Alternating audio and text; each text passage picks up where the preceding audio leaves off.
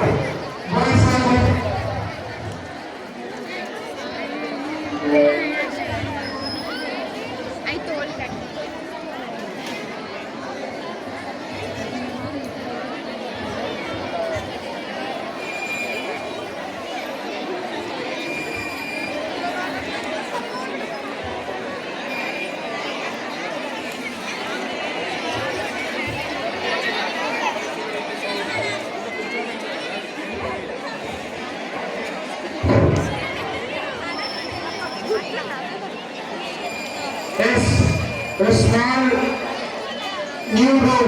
New room means it's a beneficial for all the classes. First prize, second prize, third prize, marks are announced just now. 316, 216, 116. So 216 for 9th class, 316 for 10th class, 116.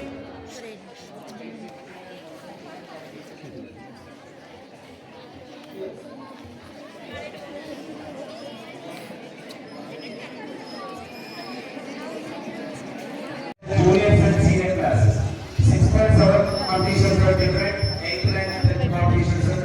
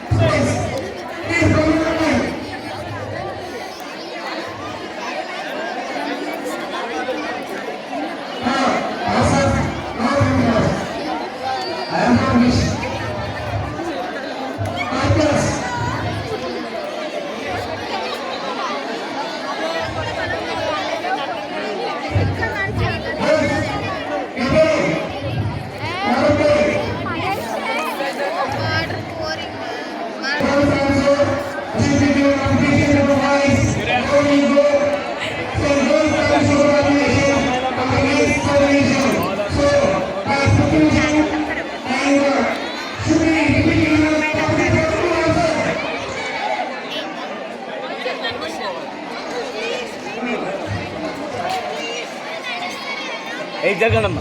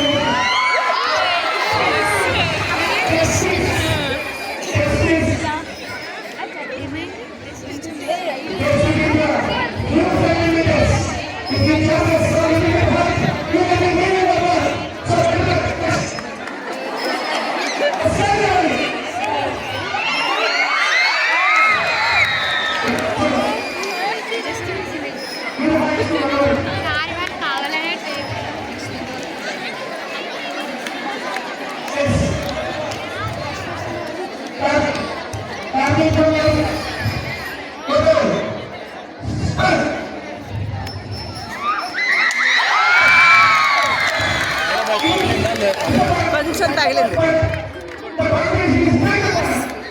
శబ్దం వచ్చింది కదా.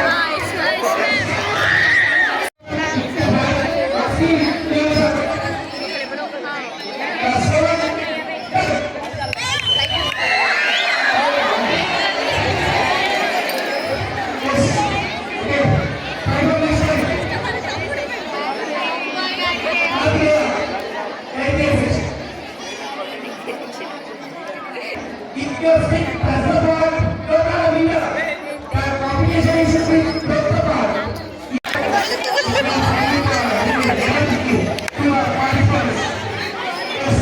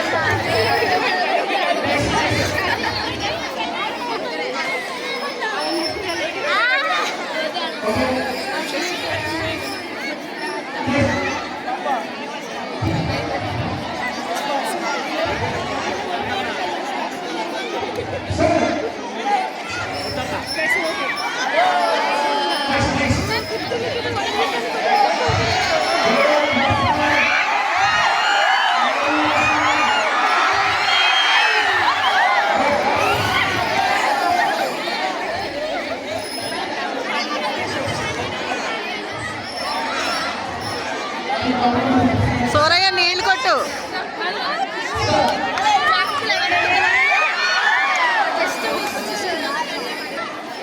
Sir మీరు ఎందుకు వాళ్ళు రాకపోతే గుర్తుతారు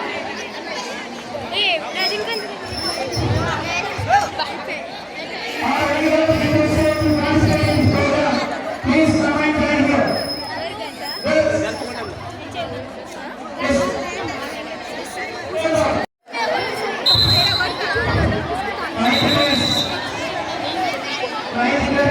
ఏమైంది? నడు నడు. సార్ సార్ సూర్య సార్, ఈ అమ్మాయి అమ్మాయి అమ్మాయి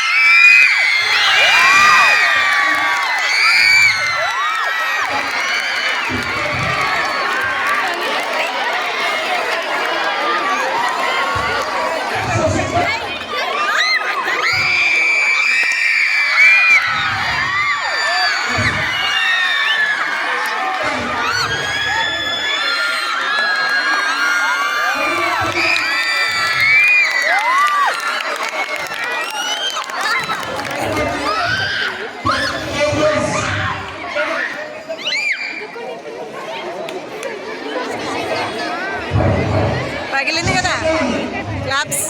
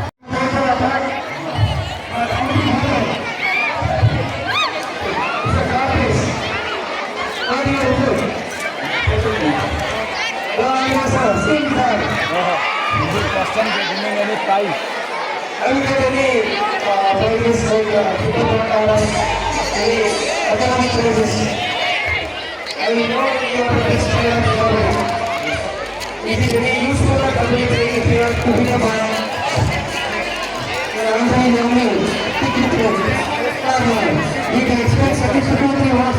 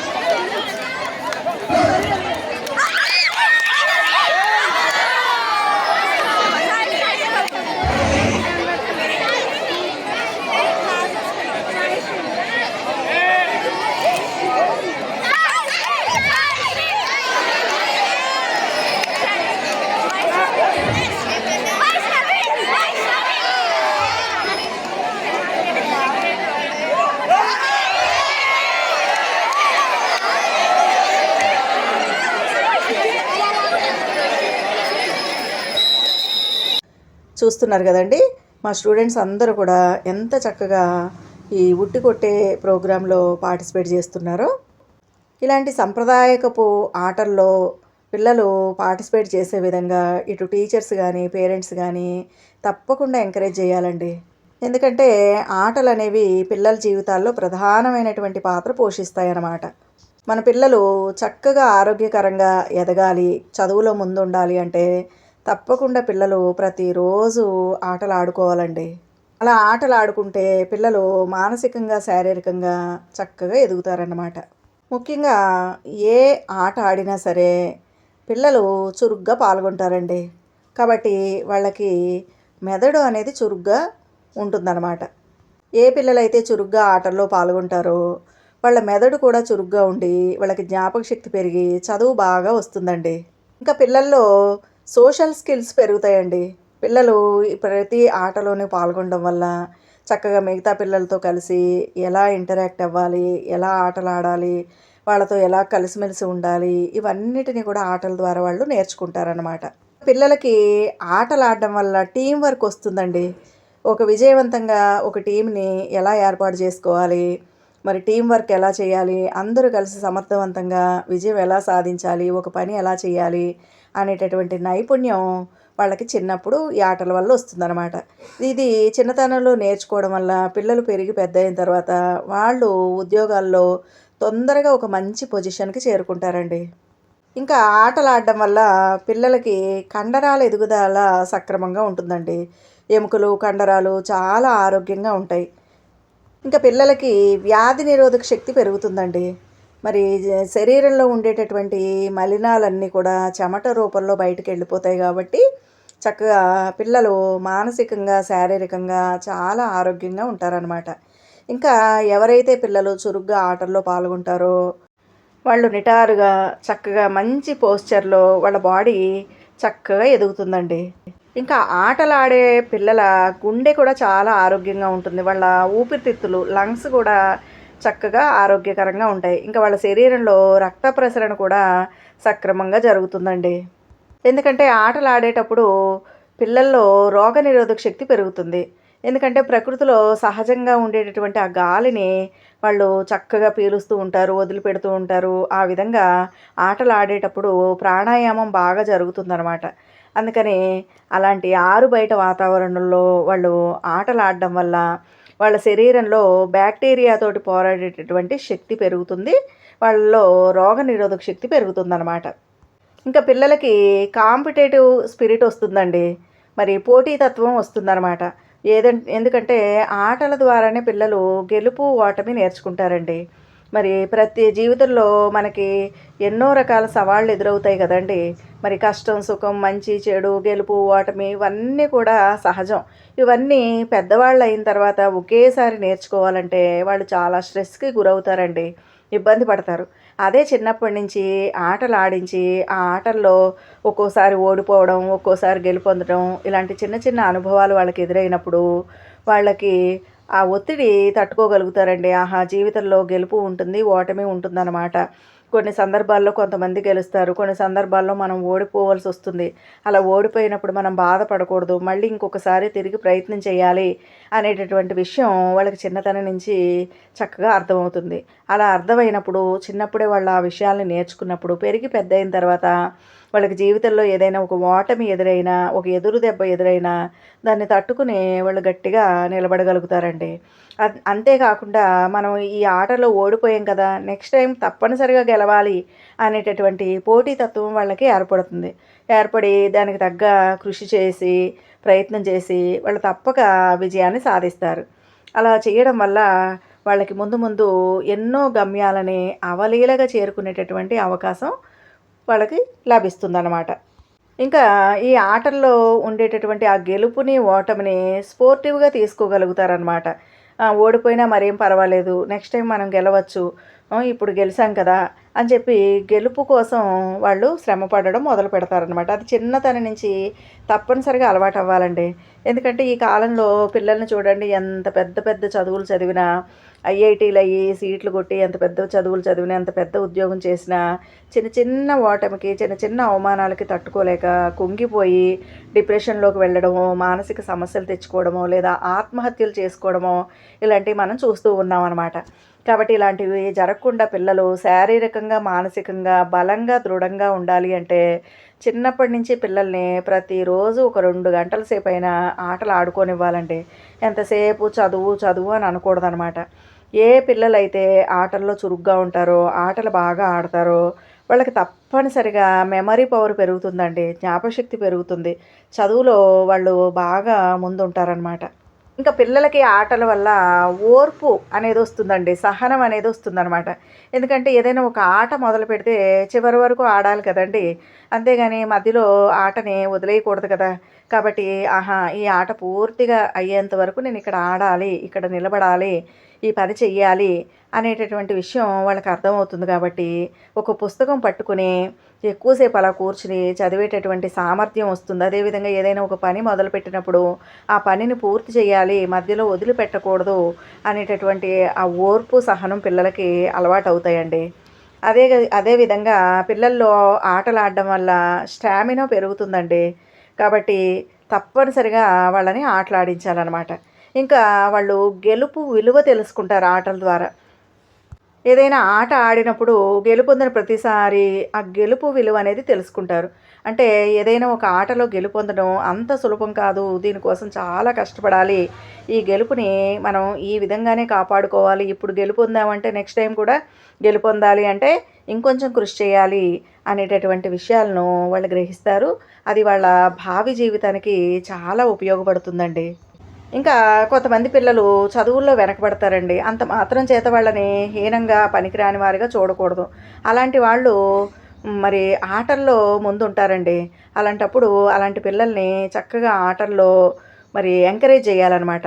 అలా ఎంకరేజ్ చేసి వాళ్ళేమైనా ట్రోఫీలు గెలుచుకొచ్చినప్పుడు మరి తల్లిదండ్రులుగా గర్వపడాలి. అలాంటి పిల్లల్ని ప్రోత్సహించాలి, మెచ్చుకోవాలండి. కాబట్టి ప్రతి పిల్లల్లోనూ ఏదో ఒక సామర్థ్యం ఉంటుందన్నమాట. ఆ! దాన్ని గుర్తించి ఏం టాలెంట్ ఉంది వాళ్ళల్లో అనేది గ్రహించి పిల్లలు మరి ముందుకు వెళ్ళే విధంగా తల్లిదండ్రులు ఇటు చదువులోను, ఆటల్లోనూ కూడా వాళ్ళని ఎంకరేజ్ చేయాలండి. ఎందుకంటే ఆటలు అనేది పిల్లల జన్మ హక్కండి. మనం గనక ఆటల్ని పిల్లలకు దూరం చేసామంటే వాళ్ళ అందమైన జీవితాన్ని మనం దూరం చేసిన వాళ్ళం అవుతామనమాట. కాబట్టి చదువుతో పాటు పిల్లల్ని ఆటలు ఆడనివ్వాలి. టీచర్స్ గానీ, పేరెంట్స్ గానీ తప్పనిసరిగా ఆడుకోమనాలండి. ఇంటికొచ్చిన తర్వాత కూడా చదువు, చదువు అని పుస్తకాలు ముందేయకుండా ఒక గంట సేపు ఆడుకో. ఇది కూడా నీకు టైమ్ టేబుల్‌లో ఇది కూడా నీకు ఒక భాగం అని చెప్పి వాళ్ళని ఆడుకోనివ్వాలి. అలా ఆడుకుంటే వాళ్ళకి స్నేహపూరిత వాతావరణం అలవాటవుతదండి. మరి అందరితోటి కలుపుగోలుగా ఎలా ఉండాలి అనేటటువంటి విషయాలు అర్థమయ్యి, మరి స్ట్రెస్ అనేది లేకుండా, అనారోగ్య సమస్యలు లేకుండా, మరి అధిక బరువు అనే సమస్యతో బాధపడకుండా పిల్లలందరూ కూడా శారీరకంగా, మానసికంగా ఎదుగుతారండి. ముఖ్యంగా పిల్లలు పొడవవుతారండి.